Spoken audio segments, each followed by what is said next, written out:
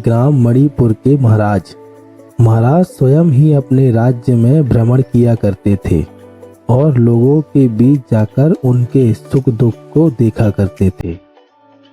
पर महाराज को बस एक ही बात का गम था कि उनकी कोई औलाद नहीं थी, इसलिए वह बहुत दुखी रहते थे। महाराज, आप एक ही बात सोच सोचकर क्यों हर बार दुखी होते हैं?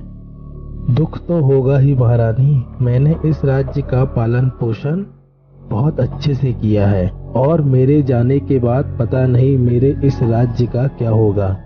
यदि मेरी कोई संतान होती तो मैं उसको भी अपने राज्य हित में लगाता और उसको भी मैं अपने जैसे उच्च शिक्षा देता। एक बार राजा साहब भ्रमण करते हुए जंगल की तरफ निकल पड़े। महाराज, मुझे लगता है हम भ्रमण करते हुए राज्य से बहुत दूर आ गए हैं। हाँ, सही कहा आपने, पर मुझे बहुत जोरों की प्यास लगी है। जी महाराज, मैं अभी आपके लिए पानी का प्रबंध करके आता हूँ। यहीं पास में झोपड़ी है, मैं वहीं पर जाता हूँ। ठीक है सैनिक, चलो मैं भी साथ में चलता हूँ। बाबा, हमारे महाराज को प्यास लगी है, थोड़ा पानी मिलेगा क्या? हाँ हाँ, क्यों नहीं भाई, यह सिर्फ तुम्हारे राजा नहीं है, इस राज्य के महाराज हैं और मुझे महाराज की सेवा करने का मौका मिल रहा है। इससे सौभाग्य वाली बात मेरे लिए और कोई नहीं हो सकती।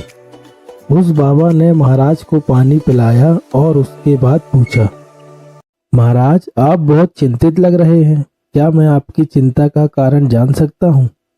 हाँ बाबा, क्यों नहीं। मेरी चिंता का कारण बस एक ही है कि मेरी कोई संतान नहीं है और इसलिए मुझे यह चिंता खाई जाती है कि मेरे जाने के बाद मेरे राज्य का और मेरी प्रजा का क्या होगा।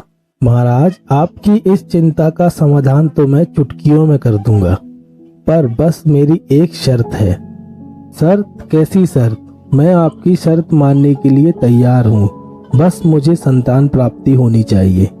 जी महाराज, आपको एक नहीं बल्कि 3-4 संतान की प्राप्ति होगी, पर महाराज आपको एक वचन देना होगा कि पहली संतान आप मुझे दान में देंगे।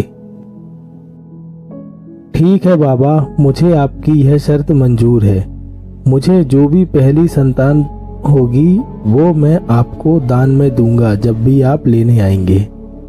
और उसके बाद वह बाबा महाराज को एक बेर देता है और कहता है कि आप इसे रात्रि में महारानी को खिला दीजिए। बेर लेकर सीधे रानी साहिबा के पास पहुंचते हैं और वह बाबा की बताई हुई सारी बात महारानी जी को बता देते हैं।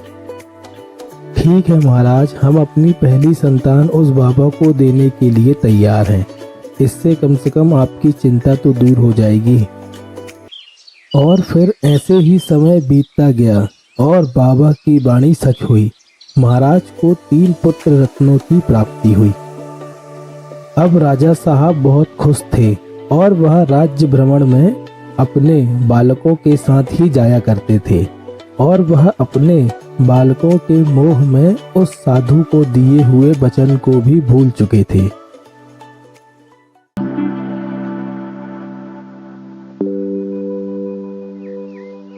महाराज को मेरा प्रणाम। हाँ बाबा, आइए, आपका स्वागत है। महाराज, मेरी दी हुई बेर से आपकी चिंता दूर हुई महाराज?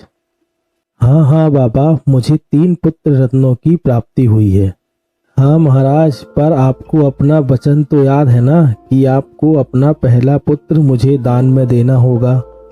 बाबा की यह बात सुनकर महाराज बहुत दुखी हुए, पर वह कुछ कर नहीं सकते थे क्योंकि उन्होंने उसे वचन दिया था और फिर उनको जो पुत्र रत्नों की प्राप्ति हुई है वह भी उसी की कृपा से है। इसलिए महाराज ने अपना एक पुत्र उसे दे दिया।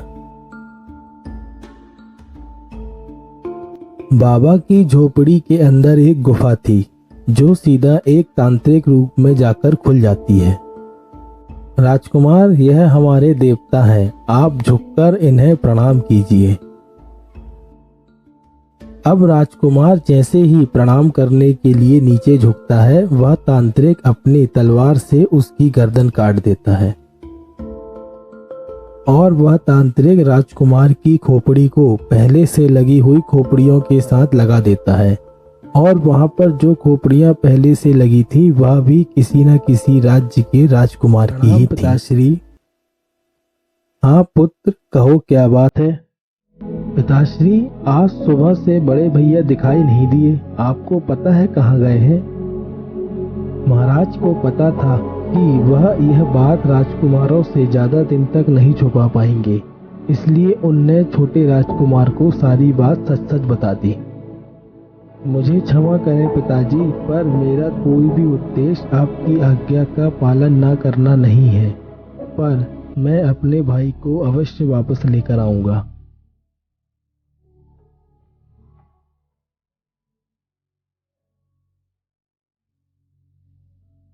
राजकुमार सीधा उसी तांत्रिक की झोपड़ी के पास पहुंच गए, पर उस समय तांत्रिक वहां था नहीं। तो जैसे ही वह झोपड़ी के अंदर गए तो उन्हें एक गुफा दिखाई दी जो सीधा जाकर उसी तांत्रिक रूम में खुलती है।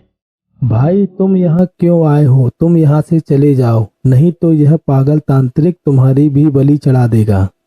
भैया नहीं, आपकी यह हालत किसने की? आप मुझे बताइए, मैं उसे नहीं छोड़ूंगा। भाई, वह तांत्रिक बहुत खतरनाक है, मेरी बात मानो, तुम यहाँ से चले जाओ, इसी में तुम्हारी भलाई है। पर भैया, आपकी यह दशा कैसे हुई, मुझे बताइए। भाई, उस तांत्रिक ने मेरे साथ यह छल से किया है। उसने मेरे से कहा कि यह मेरे भगवान है, यहाँ आकर प्रणाम करो, और जैसे ही मैं प्रणाम करने के लिए झुका, उसने मेरी गर्दन काट दी। मुझे पता है भ्राता, तुम अब यहाँ से जाओगे नहीं, इसलिए मेरी एक बात सुनो। जैसे ही वह तांत्रिक यहाँ आएगा तो वह तुमसे कहेगा कि यहाँ पर झुककर प्रणाम करो, यह मेरे देवता है। तो तुम उनसे कहना कि मैं राजघराने का हूँ, मुझे झुककर प्रणाम करना नहीं आता, पहले आप करके दिखाइए, और जैसे ही वह झुके तुम उस पर वार कर देना। और फिर राजकुमार वहीं रुककर उस तांत्रिक का इंतजार करने लगे और योजना बनाने लगे कि कैसे वह उस तांत्रिक की हत्या कर सकते हैं। तुम कौन हो बच्चे, और यहाँ क्या करने आए हो? मैं इस राज्य का छोटा राजकुमार हूँ। मैं यहाँ भ्रमण कर रहा था और मुझे थकावट लगी, इसलिए आराम करने के लिए मैं इस कुटिया में आ गया। ठीक है राजकुमार, आपने अच्छा किया, यह मेरे भगवान हैं, आप इन्हें झुककर प्रणाम करें। क्षमा करें बाबा, पर मैं राजघराने का हूँ और इसलिए मुझे झुककर प्रणाम करना नहीं आता। कृपया करके आप मुझे पहले समझा दीजिए कि कैसे मुझे प्रणाम करना है। ठीक है राजकुमार, मैं आपको बताता हूँ कि कैसे प्रणाम करना है। और फिर जैसे ही तांत्रिक झुककर प्रणाम करता है, तभी राजकुमार तलवार से उसकी गर्दन काट देते हैं, और जैसे ही तांत्रिक की हत्या होती है, उसका भाई जीवित हो जाता है और वह बहुत खुश हो जाते हैं। और छोटे राजकुमार के साहस के कारण वह अपने भाई को जीवित वापस ले आते हैं।